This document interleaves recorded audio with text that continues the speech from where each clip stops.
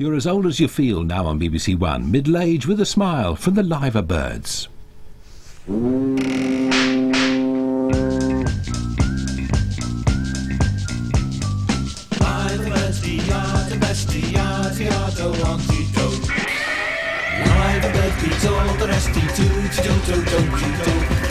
lost but never broken, singing E-I-I-G-O. La la la la la la la la la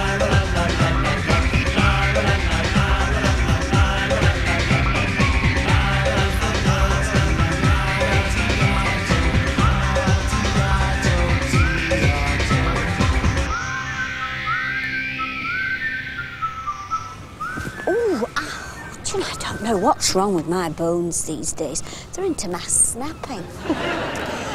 It's a good thing we're not jogging. We'd sound like a pair of castanets. I'm thinking of going on a diet. It's not good to diet at your age, Sandra. Well, can't kill the dog because I can't chase the ball anymore. No. If you diet at your age, you end up with a body of a schoolgirl and a face that looks like it's been deep fried. That's only if you overdo it. No, that's if you do it at all. If you overdo it, you end up with a face that looks like it's been dipped in batter first. Oh, it'll be glasses next. Yeah? Well, life's full of restrictions. Restrictions and compromises. I mean, you can buy a fast car, but you can't drive fast.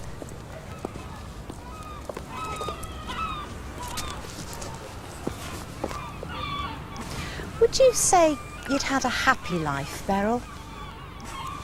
Well, only if I was a liar. I was happy when I was pregnant. You were pregnant? Well, I thought I was pregnant. For how long? 6 days. She's a vindictive cow, Mother Nature. Mummy'd already ordered the pram. I'm surprised she hadn't put an announcement in the Echo saying Sandra's late.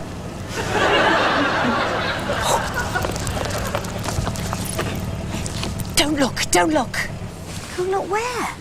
Well, there's a chip shop across the road. Yes. That's him. Who? Rex. Rex, don't look, don't look. How am I going to see him if I don't look? Be subtle. What do you think? I didn't get a chance. Well, swivel your eyes. He's probably collecting the takings. He's okay. Okay? Only okay? Well, he's off again.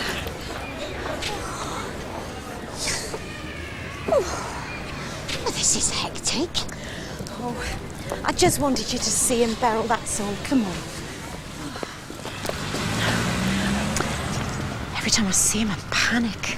It's getting harder and harder to hide the fact that I'm middle-aged. Just being with him makes me want to scream with joy. But I can't do that, can I? Why can't you? Oh, what you were saying about the restrictions and compromises in life. Sometimes I feel like dancing naked in the streets. I can't, can I? Well, not if you want to hide the fact that you're middle-aged, no. Radio Merseyside. The news. Anyway, I've decided not to see him anymore. The guilt is too much. That glimpse of him was the last, Beryl. I've decided having fun with a girlfriend is much less complicated. I wouldn't bank on it. My mum and dad have turned up. Oh, no. My mum's still in her dressing gown.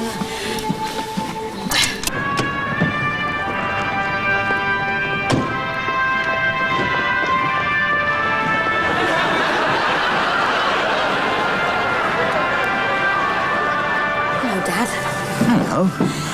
Dad, I haven't said anything at all about going to anybody. Until he starts behaving himself. Okay, love. I hope my mum doesn't say anything. She's too far gone to remember anything. I'm not coming in, I'm just delivering her. Oh, God, she's welded to the bus. Come on. Come on. Out Come on, come on. Oh. Mind me, boss. You couldn't get a car like any other man, could you? You got a short wife, so you had to get a toll bus. Do you ever stop moaning, do you? Your voice cuts through my brain like an electric saw. Electric saw.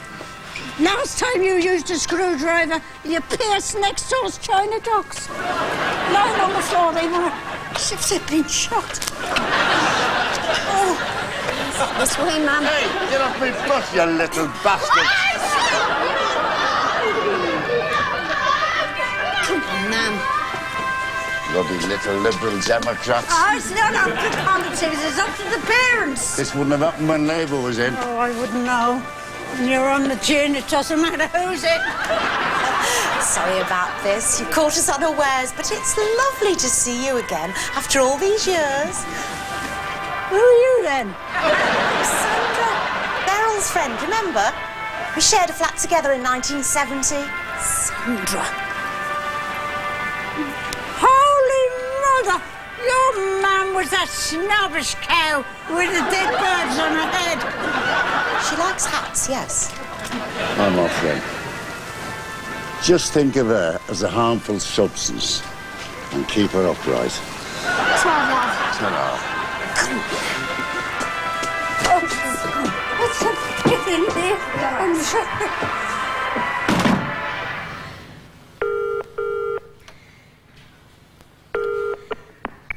Hello, Beckfield Hall. Mrs. Winters speaking. Mrs. Winters, listen, it's Beryl Hennessy, Gwyn's mum. I wonder if you could give him a message. Could you tell him I'll come and see him just after lunch? And Mrs. Winters, look, I know he can be a bad lad, but you will try to help him, won't you? Because he's my only son. And I will... Mrs. Winters, I've got to go. Bye-bye. Thank you. Beryl! Yes, Help!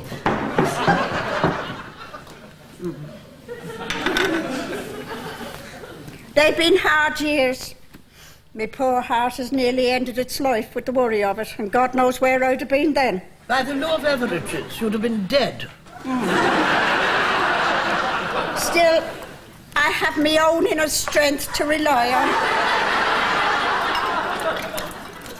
Oh, how's your husband now? He wasn't a robust man.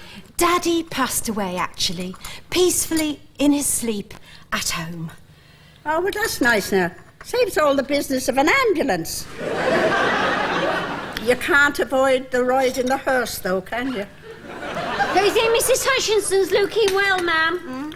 Well, my daughter extracted me from my night attire and bade me get into my daytime ensemble rather hastily. Which is why I look a little cobbled together. Is that so? Well, what a sad story. I like the flat, Mrs. Hutchinson. I think I'm going to be happy up there. The question is, are we going to be happy down here? Just think, Mammy, you'll have Beryl for company when I'm out. Oh, you can't console me with that one. It's like telling a man with one leg that he's just won a pair of roller skates. Are there no children? Did you not have children? My daughter decided against children on the grounds that she didn't want any.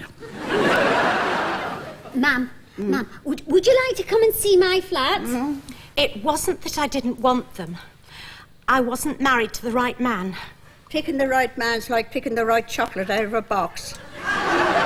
You always end up with the one you want to spit out.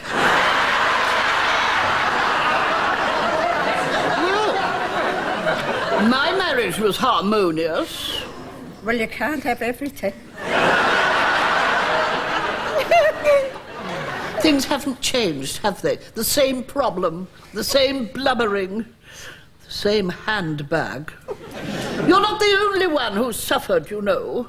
When my husband became deceased, I had to give up my Barclay card. You don't know. None of yous know.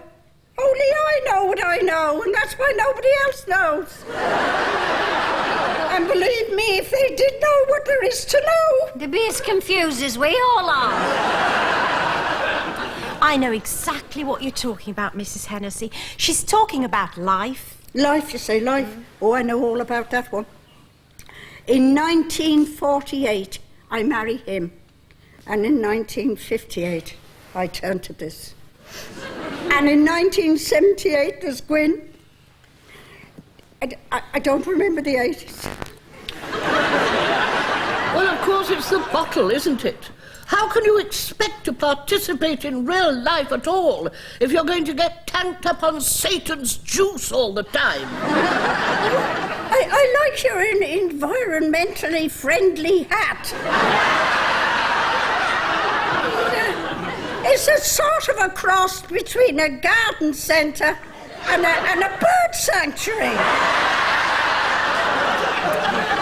Who is this Gwyn, Mrs. Hennessy? You mentioned someone called Gwyn. Oh, yes, he's a special friend. We look after him. Bald head, tattoos on his arms, drinks, smokes. There's no room in his ears or nose for any more ironmongery.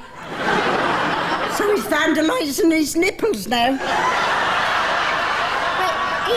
He's young, Sandra. You know, I mean, we did it, didn't we? Only in our day, it was silver lips and paper knickers. Have they got any parents? Well, they're only like that. I mean, they're always trying to change this shitty world into paradise. He's in a home for bad lads now, and she panders to him, makes excuses for him. Well, he needs a pair of jump leads attached to his arse, that's what he needs. Don't send my son to prison. No more the streets will he roam. He never stole no chicken. The bloody thing followed him home.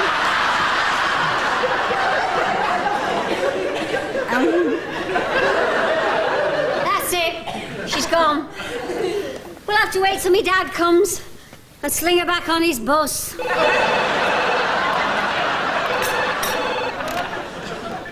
Hello? It's me, Rex. Oh, hello. Look, I'm sorry, but I need to see you. Rex, I can't cope with all this creeping about. Oh, please, just for a few minutes. When? Today, this afternoon. Where? We mustn't be seen. Haswell Beach. Haswell Beach. All right. About 1:30? 1:30. I must go now, Rex. Okay.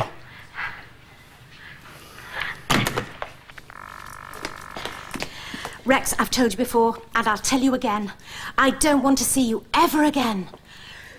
Hey, up! That was a bit sudden. I only saw his feet. I was looking forward to seeing the rest of him. Oh, I feel much more relaxed now, Beryl.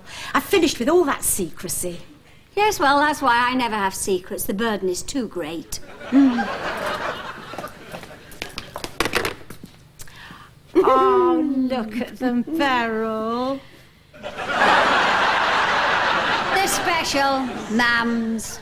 Yes, just think. They once cavorted about the bedroom in sexy little nighties. They kept secret diaries and secret letters in little boxes. I remember Mummy used to put little velvet ribbons in my hair. My mum used to rub Durback soap in mine to get rid of the nits. They gave birth to us. They nursed us. They cuddled us. They scrubbed us. They listened to us. No wonder they're knackered.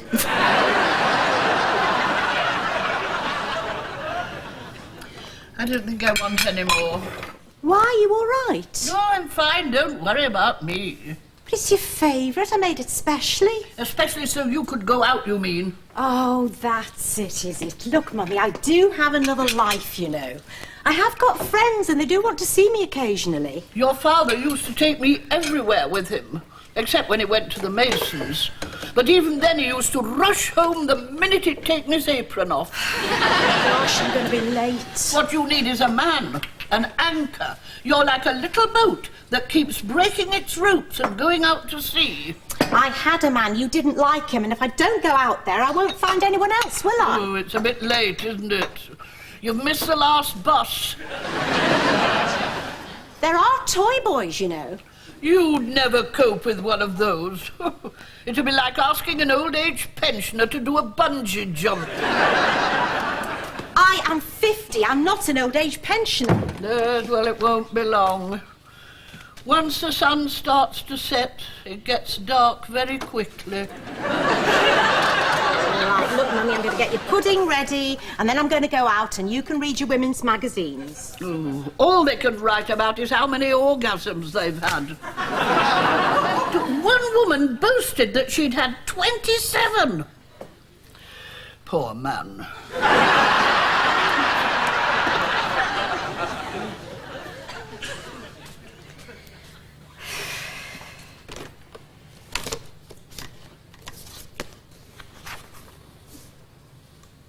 I don't like hiding you, Gwyn. I don't like sneaking out to see you either. I'd like to show you to Sandra and say, there you are, there's my son. That's Gwyn. But I've got to wait until you start behaving yourself. So, there you are. That's why I cover you up with your dad. And a right bastard he was.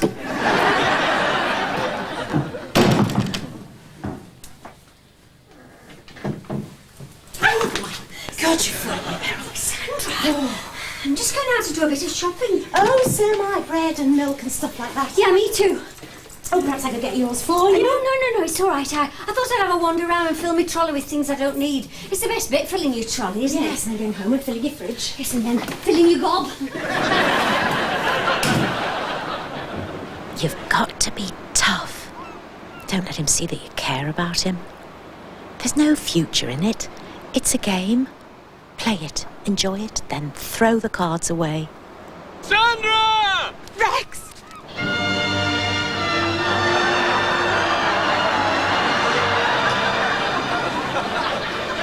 Play it ice cool, Sandra. He's only a man. The universe is teeming with them.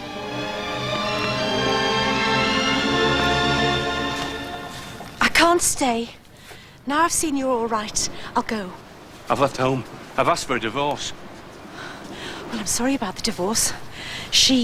Your wife, must be very upset. She's glad to be rid of me. Especially after all these years. She's been seeing my best friend for 5 of them. Statistics show that grief, divorce and moving house are the worst stress factors of all. I'm not in the least stressed.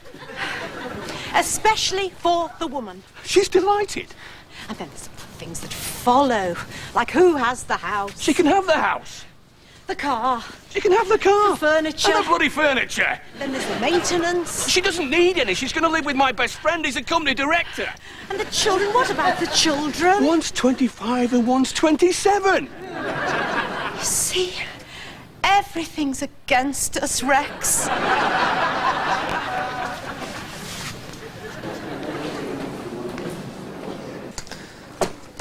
Man stuff. What's that supposed to mean? I thought it sounded butch. Man stuff. You know? Yeah, well, I don't use that crap. Oh, well, let's start again. What would you like to do with your life? Well, I'd like to have a lie-in until 11. Have a snack and a ciggy. Bring me mates. Arrange to meet Tracy at the takeaway. Then I'd climb into my Maserati and go and collect me gyro. Of course, I'd have the Sunday off, like the good book says. So Tracy's on the agenda again, is she? She's been to see me, yeah. She brought me this. Diary of a Naughty Night Nurse. Well, she's putting you on the right tracks. Yeah, they won't let us watch it, though. They confiscate everything. After lights out, they just sit in the staff room watching our dirty videos and eating our Cocoa Pops. Now, let me get this straight, listen. All you want to do is be a layabout.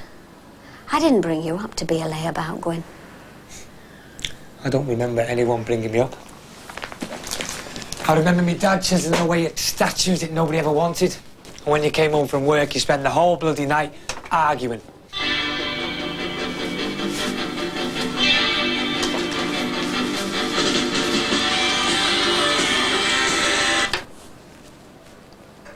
OK, I wasn't the perfect mother.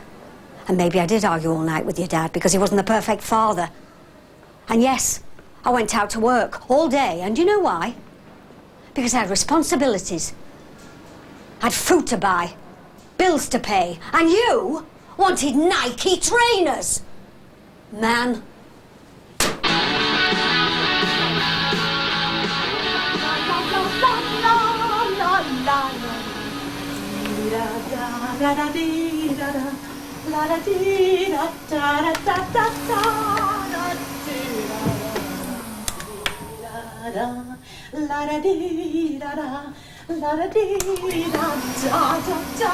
God, she's happy. I can't cope.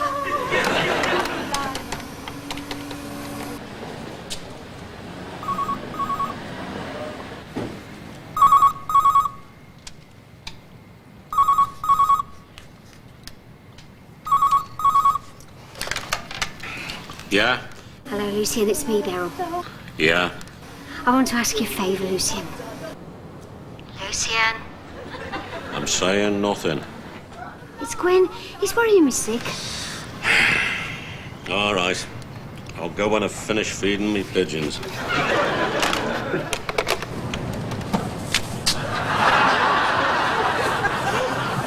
Dozy cow.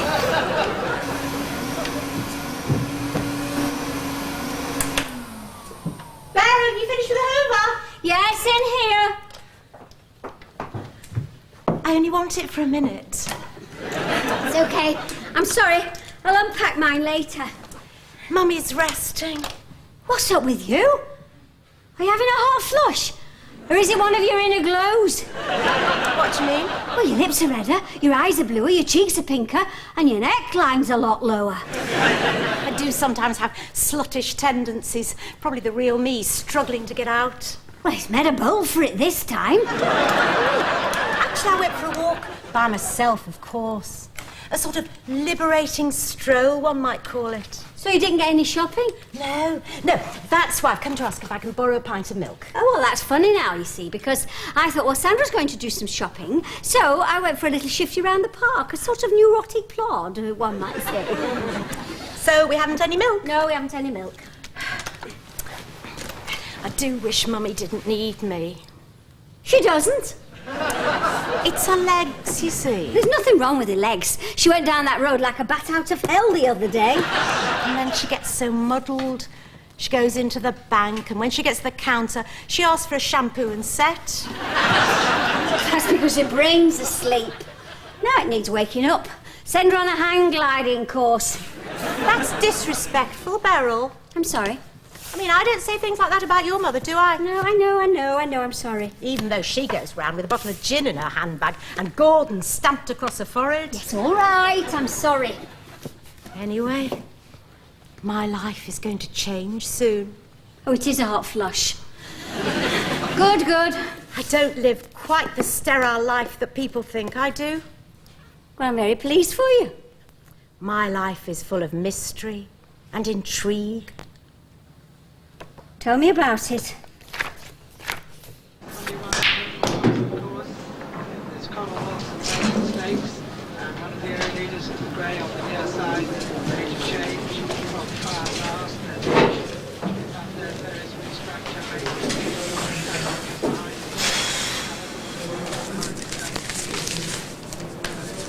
What is it?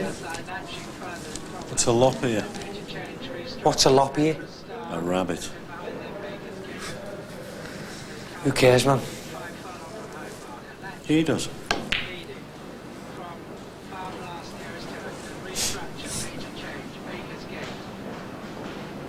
You can touch him if you want.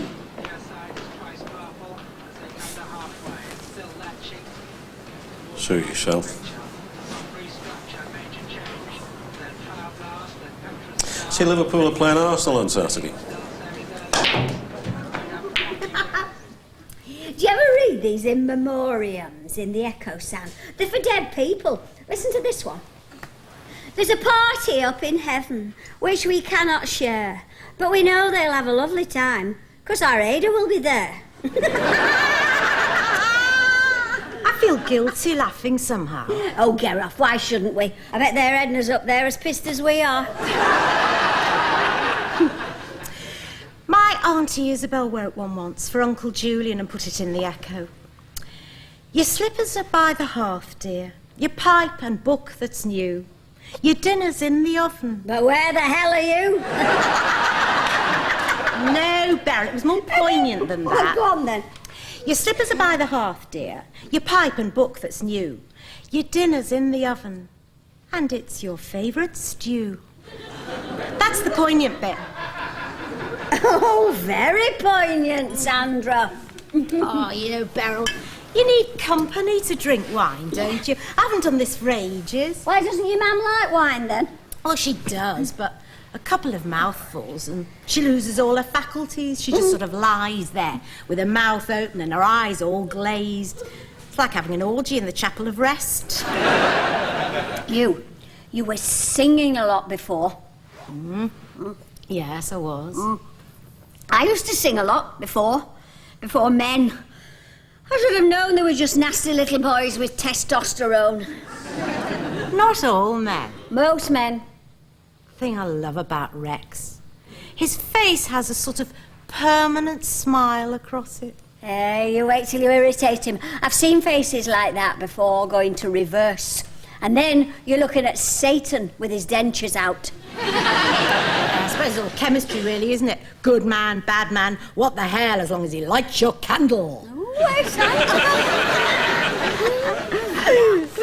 There's too many things to know you about men. I mean, why do they wear those multicoloured underpants as though they were going into competition with the male pheasant? I do like hairy legs, though.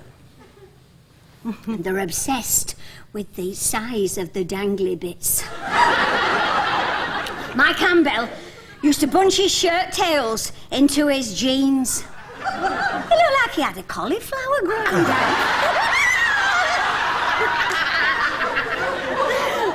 Why did they do it, Beryl? I mean, in all the great paintings, all it needs is a fig leaf. All the fellas I've known could have stashed it behind a privet leaf.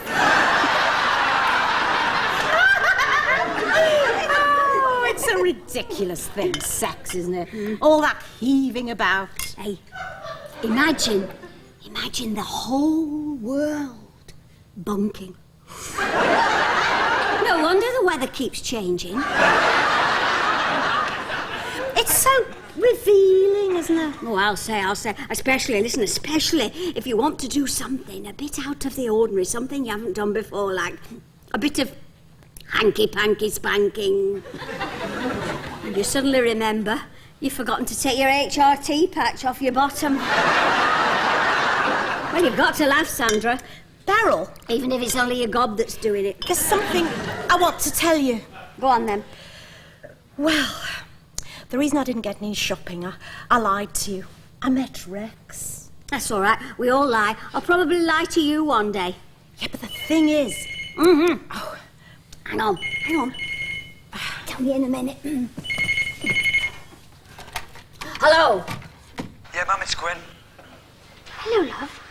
Yeah, listen, next time you come, would you bring us some hay and some carrots? Only I got this rabbit, see. Ta-ra. You see, the reason I was singing, Beryl, I mean, things have taken a serious turn. Apparently he's asked his wife. That was Gwen? Oh, yeah, your little friend, I remember. Anyway, he's asked me to marry him, Beryl. That was my son? Was my son?